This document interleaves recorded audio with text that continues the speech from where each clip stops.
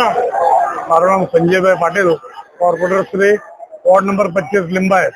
સંજયભાઈ, આજે કાજલની રાત છે, કતલની વિસ્તાર છે ને કઈ જગ્યાથી જુલુસ નીકળ્યું છે? આ એક લિંબાયતનો આપણે હટ ગણીએ ને તેવું લિંબાયતની આ મદીના મસ્જિદ છે.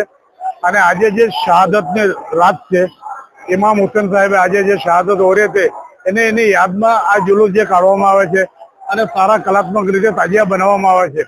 લિંબાયતની તો તાસીર જ છે. હિન્દુ, મુસ્લિમ, શીખ, ઈસાઈ બધા સાથે ભેગા મળીને આ કામ કરતા હોય છે.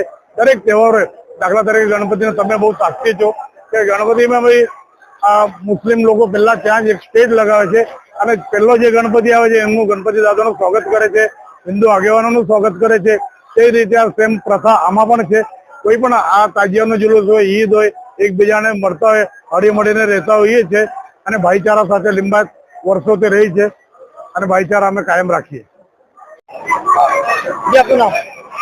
મારું નામ કેસર અલી પીરદાદા, લિંબાયત તાજિયા કમિટી જનરલ સેક્રેટરી.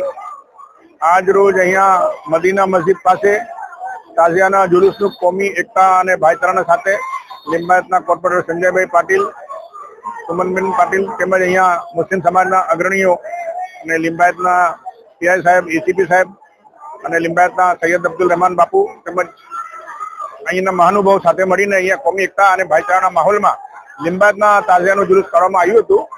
જે કોમી એકલાસની સાથે આ જુલુસ નીકળવામાં આવ્યું હતું. કેટલા તાજિયા છે લિંબાયતમાં ટોટલ 58 તાજિયા પરમિટ આપવામાં આવેલ છે.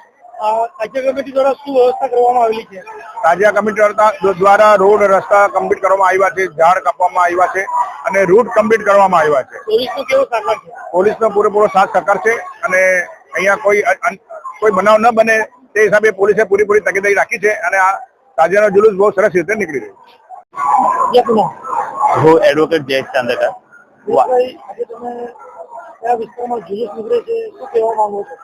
આ વોર્ડ નંબર 25 છે. આ મારો જ વિસ્તાર છે. હું આ વિસ્તારનો કોર્પોરેટર છું અને લિંબાયત તાજિયા કમિટી દ્વારા આ જે જુલુસ કાઢવામાં આવ્યો છે, આ મેં મારા લાઈફમાં સુરતમાં પહેલી વાર આટલું સરસ જુલુસ જોયું.